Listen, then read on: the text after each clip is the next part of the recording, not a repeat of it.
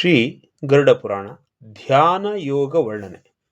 ಯೋಗಕ್ಕೆ ಭೋಗವನ್ನು ಮೋಕ್ಷವನ್ನು ಕೊಡುವ ಶಕ್ತಿ ಇರುತ್ತದೆ. ಯೋಗಿಗಳು ಧ್ಯಾನದಿಂದ ಪರಮಾತ್ಮನನ್ನು ಪಡೆಯಬಲ್ಲರು.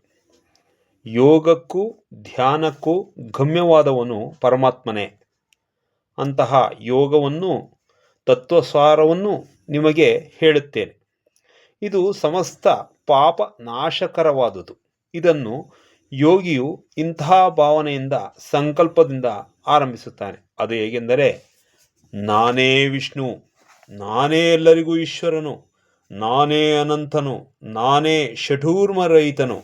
ಅಂದರೆ ಶೋಕ, ಮೋಹ, ವೃದ್ಧಾಪ್ಯ, ಮರಣ, ಹಸಿವು, ಬಾಯಾರಿಕೆಗಳು ಇಲ್ಲದೆ ಇರುವವನು ನಾನೇ.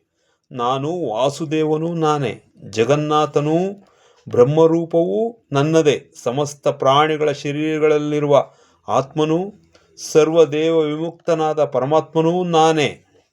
ಕ್ಷರಕ್ಕೂ ಅಕ್ಷರಕ್ಕೂ ಅಂದರೆ ಪ್ರಪಂಚಕ್ಕೂ ಚೈತನ್ಯಕ್ಕೂ ಅತೀತನು, ಶರೀರ ಧರ್ಮರಹಿತನು, ಇಂದ್ರಿಯಗಳಿಗೆ ಒಳಗಾಗದ ಅತೀಂದ್ರಿಯನು, ಹೋತನು, ದ್ರಷ್ಟನು, ಶ್ರೋತನು, ಪುರಾಣಿಕನೂ ನಾನೇ ಆಗಿದ್ದೇನೆ.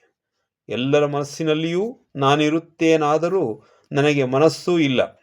ವಿಜ್ಞಾನಿಯೂ ಜ್ಞಾನ ಸ್ವರೂಪನೂ ನಾನೇ. ದ್ರಷ್ಟನೂ ದೃಶ್ಯನೂ ದೃಷ್ಟಿಯನ್ನು ಪ್ರಸಾದಿಸುವವನೂ ನಾನೇ. ಸಕಲ ಪ್ರಾಣಿಗಳಲ್ಲಿ ಪ್ರಾಣಸ್ವರೂಪನೂ ಅಹಂಕಾರಾದಿರಹಿತನೂ ಅಹಂಕಾರಜನ್ಯ ವಿಕಾರಗಳಿಂದಲೂ ಮುಕ್ತನೂ ನಾನೇ. ಈ ಸಮಸ್ತ ಜಗತ್ತಿಗೂ ಸಾಕ್ಷಿಯೂ ಸರ್ವಾಧಿಕಾರಿಯೂ ನಾನೇ.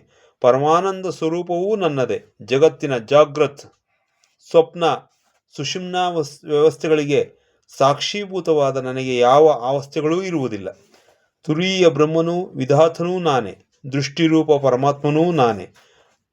ನಿಗುಣ, ಮುಕ್ತ, ಬುದ್ಧ, ಶುದ್ಧ, ಪ್ರಬುದ್ಧ, ಅಜರ, ಸರ್ವವ್ಯಾಪಿ, ಸತ್ಯಸ್ವರೂಪ, ಶಿವಸ್ವರೂಪ ಪರಮಾತ್ಮನೂ ನಾನೇ ಆಗಿದ್ದೇನೆ. ಈ ರೀತಿಯಾಗಿ ವಿದ್ವಾಂಸನಾದ ಯೋಗಿಯು ಪರಮಾತ್ಮನನ್ನು ಪೂರ್ತಿಯಾಗಿ ತಿಳಿದುಕೊಂಡು ತಾನೇ ಪರಮಾತ್ಮನೆಂದು ಧ್ಯಾನದೊಳಕ್ಕೆ ಸಂಪೂರ್ಣವಾಗಿ ನಿಷ್ಕ್ರಮಿಸಿ ನಂತರ ಸ್ವರೂಪವನ್ನು ಹೊಂದುವನು. ಇದೇ ಧ್ಯಾನ ಯೋಗ. ದೇವತೆಗಳಲ್ಲಿ ಉತ್ತಮವಾದ ಮಹೇಶ್ವರನೊಬ್ಬನೇ ನಿಜವಾದ ಸಂಪೂರ್ಣ ಧ್ಯಾನ ಯೋಗಿಯಾಗಿದ್ದಾನೆ. ಇನ್ನು ಮುಂದೆ ಈ ಧ್ಯಾನ ಯೋಗವನ್ನು ಪಠಿಸಿದವರಿಗೂ ಚಿಂತನೆಯನ್ನು ಮನನ ಮಾಡುವವರೆಗೂ ವಿಷ್ಣು ಲೋಕವು ಪ್ರಾಪ್ತಿಯಾಗುತ್ತದೆ. ಪರಮಬ್ರಹ್ಮ ಪರಮಾತ್ಮ ನಿತ್ಯನೂ ಪರಮೇಶ್ವರನಾದ ಶ್ರೀ ಮಹಾವಿಷ್ಣುವನ್ನು ಸಹಸ್ರನಾಮಗಳಿಂದ ಸ್ತುತಿಸಿದರೆ ಮಾನವರು ಭವಸಾಗರವನ್ನು ದಾಟಬಲ್ಲರು. ವಿಷ್ಣು ಸಹಸ್ರನಾಮವು ಸರ್ವ ಪಾಪ ವಿನಾಶಕನೂ ಜಗದೀಶ್ವರನೂ ದೇವಾದಿದೇವನಾದ ವಿಷ್ಣುಮೂರ್ತಿಗೆ ತುಂಬ ಪ್ರೀತಿಪಾತ್ರವಾದುದು. ಇದನ್ನು ಪಠಿಸಿದವರಿಗೆ ವಿಷ್ಣು ಸ್ವರೂಪವು ಲಭಿಸುತ್ತದೆ.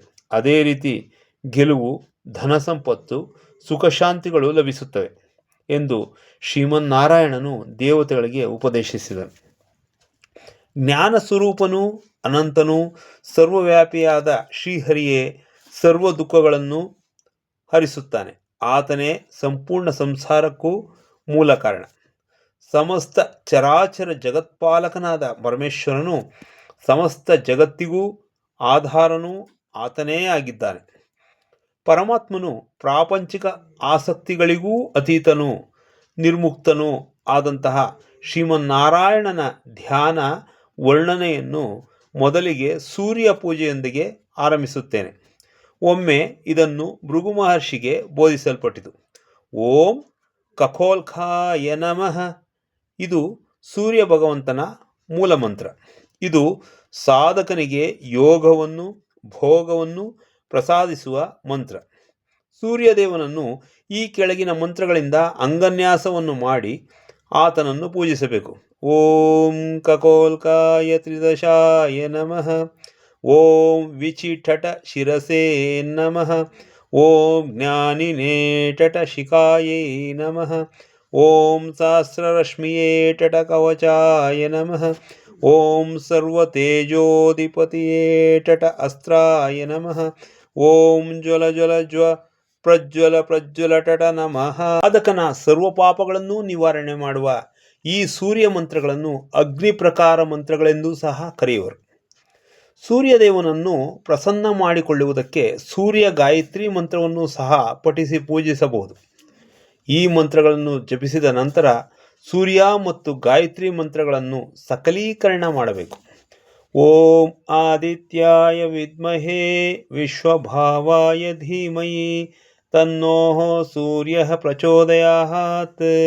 ನಂತರ ಸಾಧಕನು ದಿಕ್ಕುಗಳಲ್ಲಿ, ಮೂಲೆಗಳಲ್ಲಿ ಅವುಗಳ ಅಧಿಪತಿಗಳನ್ನು ಊಹಿಸಿಕೊಂಡು ಅವರಿಗೆ ಈ ಮಂತ್ರಗಳನ್ನು ಪಠಿಸುತ್ತಾ ನಮಸ್ಕರಿಸಬೇಕು.